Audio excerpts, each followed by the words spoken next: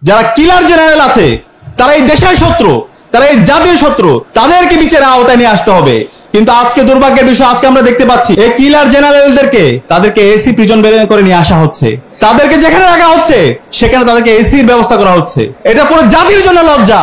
জুলাই বিপ্লব পরবর্তী আমরা এই ধরনের এই জেনারেলদের এই অবস্থা আমরা দেখতে চাই না। আমরা তাদেরকে বাংলাদেশের যেই আমাদের যে কারাগার আছে সেই কারাগারে তারা থাকবে। বাংলাদেশের যে আইন আছে, আন্তর্জাতিক অপরাধ ট্রাইব্যুনালের যে আইন আছে, সে আইন অনুযায়ী তাদের বিচার হবে। তারা যে করেছে, তারা যে আইনাগর তৈরি করেছে, যে গুম খুনের সাথে জড়িত আছে, সে অনুযায়ী তাদের বিচার হইতে হবে। এই বিচারের সাথে যারা জড়িত আছে আন্তর্জাতিক অপরাধ ট্রাইব্যুনালকে এবং অন্তর্বর্তীকালীন সরকার অনুরোধ করব, আপনারা গাছ নিয়ে বিচার করেন। আপনাদের সাথে ছাত্র জনতা আছে, ছাত্র জনতা যেভাবে জুলাই নেমে এসেছিল, প্রয়োজনে আবার রাস্তায় নামবে। কিন্তু এই কিলার জেনারেলদের তাদের দায় মুক্তি দেওয়ার কোনো সুযোগ নেই। এই দায় মুক্তি দেওয়ার যারাই চেষ্টা করবে, বাংলাদেশে ফেসিবাদের যে পরিণতি হয়েছিল, খুনে হাসিনার যে পরিণতি হয়েছিল, তার চাইতে খারাপ পরিণতি আপনাদের হবে।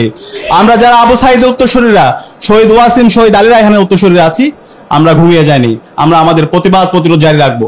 5 আগস্টের পরে আমরা দেখতে পেয়েছি যে আয়নাগরের এবং বিভিন্ন জায়গায় যে টর্চার সেলগুলো ছিল, সেই আলামতগুলো ধ্বংস করা হয়েছে এবং যে নথিগুলো ছিল সেগুলো ধ্বংস করে দেওয়া হয়েছে। এই 5 আগস্টের পরে এই নথিগুলো ধ্বংস করছে কারা?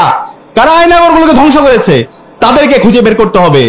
অন্তর্বর্তীকালীন সরকারের মধ্যে ঘাপটি মেরে বসে থাকা গুপ্ত অবস্থায় যারা ফেসিবাদের দূষর আছে, তাদেরকে বের করতে হবে। তাদেরকে যদি বের না করেন, আমরা ঢাকা বিশ্ববিদ্যালয় কেন্দ্রীয় ছাত্র সংসদের পক্ষ থেকে ঘোষণা দিচ্ছি, অন্তর্বর্তীকালীন সরকার এবং বাংলাদেশের ডিফেন্সে যারা আছেন, আপনারা যদি ফেসিবাদের পারপাস সার্ভ করেন, আমরা প্রত্যেকেই এই ঢাকা বিশ্ববিদ্যালয় থেকে আবার জুলাইয়ে যেভাবে রাস্তায় নেমেছিলাম, সেভাবে আমরা রাস্তায় নেমে আমাদের প্রতিবাদ প্রতিরোধ জারি রাখবো। আমি আপনাদেরকে অনুরোধ করবো, সারা দেশের মুক্তিকামী ছাত্র জনতাকে আমাদেরকে সজাগ থাকতে হবে, আমাদেরকে সতর্ক থাকতে হবে। দেশের স্বাধীনতার সার্বভৌমত্ব নিয়ে বিভিন্ন ধরনের ষড়যন্ত্র এবং চক্রান্ত হচ্ছে।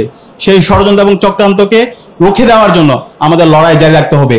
এবং এই আহ্বান জানাবো, আপনারা জানেন এই কিলার জেনারেলরাই জানে আমার সুমন ভাই কোথায় আছে, এই কিলার জেনারেলরাই জানে আমার ওয়ালিউল্লাহ মুকাদ্দিস ভাই কই আছে, এই কিলার জেনারেলরা জানে আমাদের ইলিয়াস আলী কোথায় আছে।